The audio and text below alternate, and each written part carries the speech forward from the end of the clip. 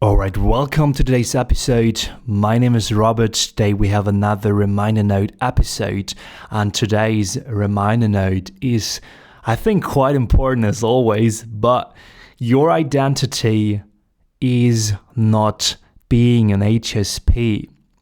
Because I was thinking about that question or that kind of identification with highly sensitive quite a lot, because obviously I'm doing a lot of HSP content here on the podcast, and therefore I'm working a lot with HSP content and the field of high sensitivity. I'm trying to explore the whole subject, and I talk with a lot of people who also identify themselves as HSPs.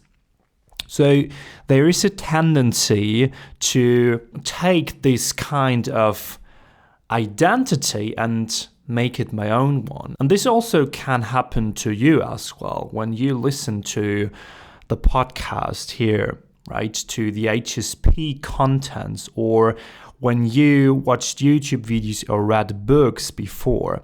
I heard a couple people saying that I read this book by Elaine and Aaron and that was so me, and after that I knew that I am a highly sensitive person. Knowing that you are a highly sensitive person might lead to identifying as a highly sensitive person. There is nothing wrong with identifying as a highly sensitive person, but if you make being an HSP your identity, you might tend, and I experienced that with myself in the past, with other things as well, identifying as a highly sensitive people, to use that as a kind of explanation or justification that you are a certain way. And if you do that, to give you an example, say like you say, I am a highly sensitive person because I listened to that podcast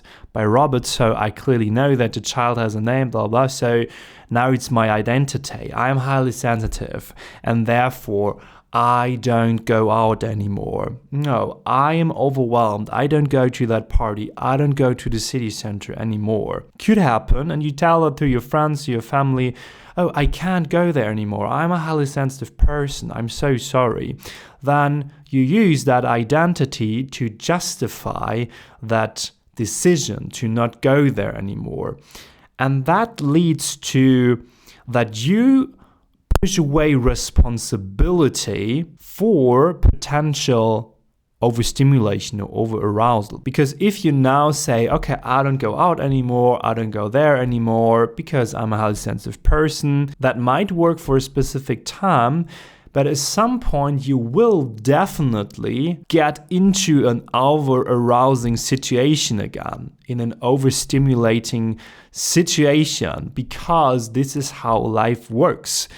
Life isn't always isolated. Life is interacting with the environment, with humans. And then you might tend to push that responsibility away by saying, oh, something or someone pulled me in that overstimulation, in that over-arousing situation, even if they know that I'm a highly sensitive person.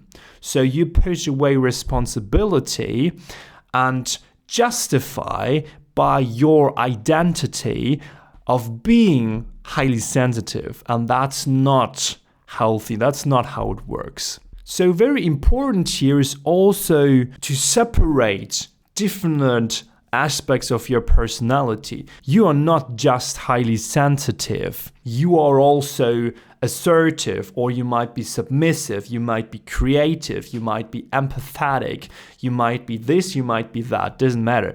But your personality is still hyper complex, and therefore brings out different needs, which some of them might be associated to your high sensitivity, but other needs might be more, associated to other characteristics of your personality.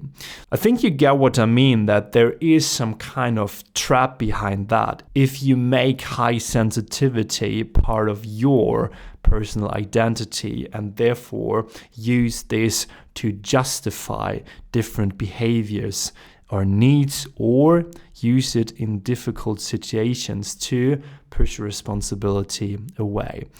Definitely let me know what you think about that topic. Feel free to comment below this episode. Definitely also subscribe to the podcast here on iTunes, Spotify, or YouTube. Pretty quick reminder note episode today, and I see and speak to you in the next episode.